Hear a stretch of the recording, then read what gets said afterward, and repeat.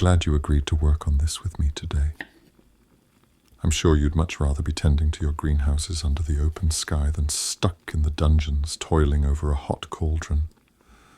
However, I don't feel these antidotes can wait. If your recent herb-related mishap taught us anything at all, it's that you need a plentiful supply of remedies on hand at all times. Fresh ones.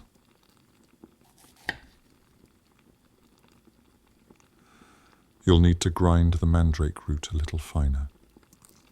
The finer the powder, the more potent the antidote will be.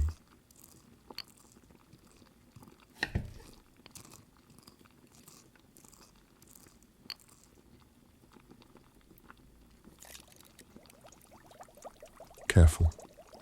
You're adding too much. You need a pinch, not a handful. You don't want to overwhelm the mixture. The silverweed must be added slowly. If you rush it, you'll upset the balance of the potion. It's fine, don't worry. Pass it here. Right. That's the last ingredient. Now we let it settle for a few minutes. You seem a little distant, love. A bit, preoccupied. In fact, I'd go so far as to say you seem a little annoyed with me. Have I done something to upset you? There's clearly something troubling you. I've scarcely seen you so quiet. You know you don't have to struggle with things alone anymore. Let me help. Whatever it is, we'll take care of it together.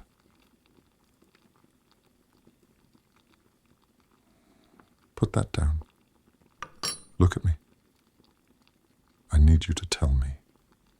If something's troubling you, it's my responsibility to help you solve it. Whatever it is, I'll handle it. It's what I do. But I can't do that if you keep it to yourself. Do you really think I would ever think something you're concerned about is silly? You must know me better than that by now. If it's bothering you, it's important. And I would never consider your problems to be unworthy of my attention. Ah, yes. The newly appointed librarian. She seems quite keen, doesn't she? Very eager to prove her worth. Always moving about the halls, taking notes, ensuring everyone knows her position. I suppose it's to be expected. New arrivals have a tendency to be rather enthusiastic during their first months at the castle. They do try to make a strong impression. She rather reminds me of you in that respect. That hasn't escaped my notice. I think she's under the impression that she's being subtle about it. I'd say she was being about as subtle as a bludger. It's clear she's trying to seek my attention, but the reasons are rather transparent. She's new here, fresh with a sense of wanting to prove herself, I imagine. Everyone feels the need to stand out when they first arrive. It's the easiest way for someone to try and make their mark, to target those who seem influential. And I suppose she views me as someone who can help her make her presence known at the school.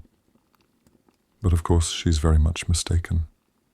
She's trying too hard, trying to gain favor in all the wrong ways. It's not a game I'm interested in playing. And I have no doubt her feelings will fade just as soon as she realizes where I stand on the matter. I sincerely hope you're not feeling in any way threatened by her. Why? She hasn't got a patch on you. I mean it. I am completely captivated by you. No one compares. No one even comes close. Look, sit down. Give me your hand. It doesn't matter about the antidote. If it spoils, we'll just make another batch. Please, sit down.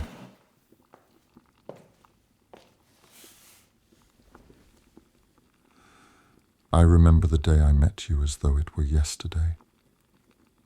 Every detail. I remember the way you shook my hand. Unrushed. Purposeful. The handshake of a woman who knows exactly who she is. I remember the look in your eyes when you first saw your greenhouses, and how eager you were to explore them. The click of your heels as you followed me through the castle halls to your room. I remember the way you wore your hair, and how it framed your face. I remember how warmly you smiled up at me. If I close my eyes, I can even remember the perfume you were wearing. Of course you were nervous, but you showed no signs of being intimidated. Not by the castle, nor by me. It was one of the things I found most attractive about you. These past months, I have been fortunate enough to come to know you, truly know you. I've seen who you are, and I've learned how much more extraordinary you are than I could have ever imagined. There is so much I adore about you. Where do I begin?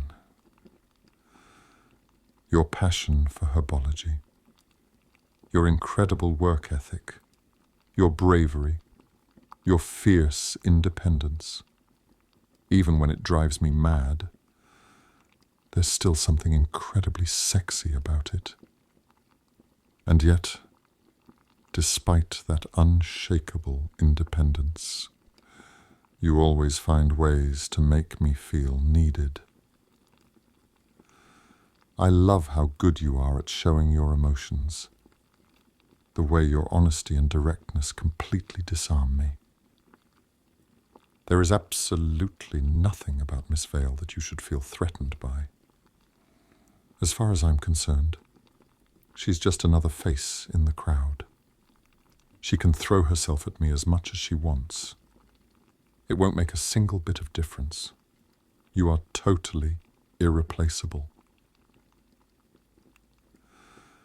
I appreciate that the nature of our relationship, the secrecy of it all, must be amplifying your insecurities.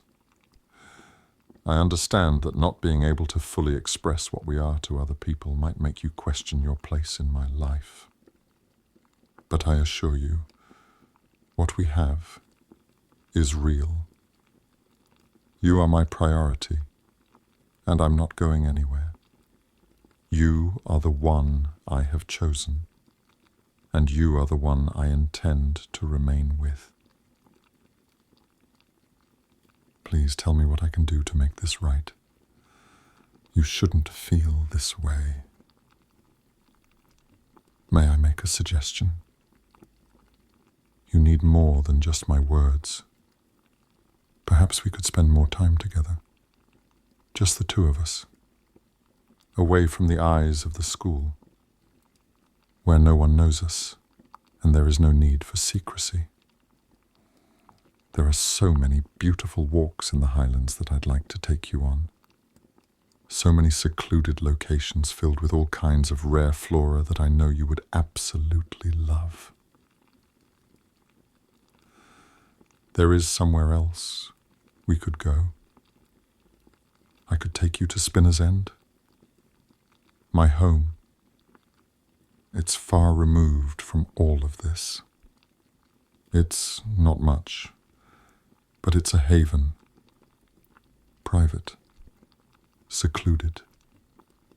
It would be a chance to leave behind all the worries of this place, of everything that weighs on your mind.